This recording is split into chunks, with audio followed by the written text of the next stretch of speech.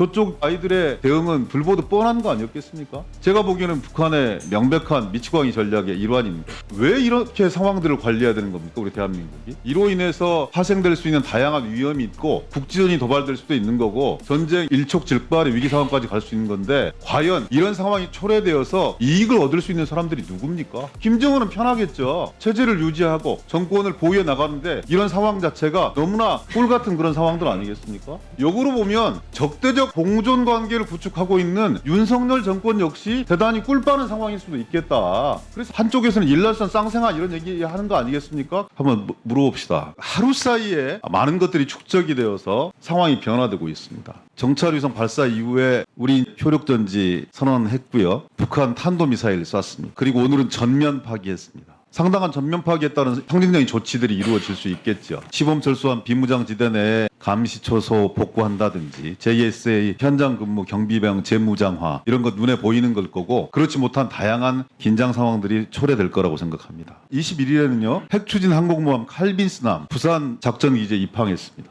22일에는 미 해군 소속 로스앤젤레스급 핵추진 잠수함 산타페함 제주 해군기지에 입항했어요. 22일 날 칼빈스함 다녀오셨고요. 이번 주말부터는 연합해상훈련이 예정된 상황입니다. IAEA 라파엘 그로시 사무총장 북한의 영변 핵실험 실험용 경수로에서 시운전 정황이 포착되었다고 그렇게 발표하고 있습니다. 혹시 군 당국에서 포착한 것도 있습니까? 이 상황과 관련해서? 네, 그건 구체적으로 말씀드린 게 적절치 않아서. 네. 하루아침에 많은 것들이 축적되어 있다가 양에서 질로 전화되어 나가는 과정들인데요. 국민들이 보시기에는 대단히 불안한 상황들이 노정되고 있는 거다. 그리고 장관의 오늘 답변 태도를 보면 네 가지로 요약을 하면 전쟁 불사 혹은 전쟁하자 이런 말씀으로 많은 사람들이 이해할 수도 있겠다는 그런 생각을 합니다. 그리고 대단히 이례적으로 장관 최근에 언론, 방송, TV 인터뷰 정말 많이 하시더라고요. 저는 국방부 대변인이신 줄 알았어요. 일국의 이 무력을 책임지고 있는 국방부 장관이 한반도 상황들을 설명하는 건 그럴 수 있다고 생각을 하는데 이렇게 전투적이고 그리고 국민들에게 일정하게 한편에서는 장관의 말씀을 듣고 시원하게 생각하는 사람들도 있겠지만 다른 한편에서는 이런 상황이 도대체 이 전쟁을 예비하라는 거냐 뭐냐 이런 불안감을 느끼는 사람들 역시 다수입니다.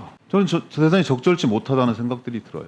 그리고 장관께서 말씀 주셨듯이 9.19 남북 군사 합의를 일부 효력 전직을 하든 파기를 하든 저쪽 아이들의 대응은 불보듯 뻔한 거 아니었겠습니까? 전면 파기로 화답했어요. 그리고 말도 안 되는 정말 엄청난 얘기들을 막 쏟아내고 있습니다. 제가 보기에는 북한의 명백한 미치광이 전략의 일환입니다. 왜 이렇게 상황들을 관리해야 되는 겁니까? 우리 대한민국이? 이로 인해서 파생될 수 있는 다양한 위험이 있고 국지전이 도발될 수도 있는 거고 전쟁 일촉즉발의 위기 상황까지 갈 수 있는 건데 과연 이런 상황이 초래되어서 이익을 얻을 수 있는 사람들이 누굽니까? 저는 우리가 이익을 얻을 수 있는 건 하나도 없다고 생각합니다. 우리 5천만 국민과 7천만 결의가 이익을 얻을 수 있는 집단들은 결코 아닌 거예요. 김정은은 편하겠죠. 체제를 유지하고 정권을 보유해 나가는데 이런 상황 자체가 너무나 꿀 같은 그런 상황들 아니겠습니까? 역으로 보면 적대적 공존 관계를 구축하고 있는 윤석열 정권 역시 대단히 꿀 빠는 상황일 수도 있겠다. 그래서 한쪽에서는 일날선 쌍생아 이런 얘기 하는 거 아니겠습니까? 그리고 한쪽에서는 또 야 내년 총선 앞두고서 너무 무리한 접근 아니야? 양쪽의 정권을 잡은 집단과 세력들만의 정치적 이해관계에 충실한 이런 접근법들을 착착착 진행시켜 나가고 있는 거다. 마치 남북 정권이 티키타카라듯이 정밀한 호흡을 맞춰서 가고 있는 거다. 이런 의구심과 불안감들을 얻을 수가 없어요. 장관께서 아무리 그것이 아니다 라고 얘기하고 있지만 뻔하게 예상되어지는 한반도 긴장 상황, 갈등 상황, 대립 상황들을 이용해서 뭔가 정치적 이득을 볼 수 있는 사람들이 너무나 명백하기 때문에 이런 지적들이 나오는 거라고 생각합니다. 과연 국방부 장관으로서 그 맨 앞에 서 있는 게 온당한 것이고 타당한 것이고 지금 이 한반도 국면을 관리하는데 합당한 것입니까? 기동민 의원님 평화를 걱정하는 마음은 잘 알겠습니다. 그런데 한반도의 안정과 평화를 외친 것은 북한입니다. 북한은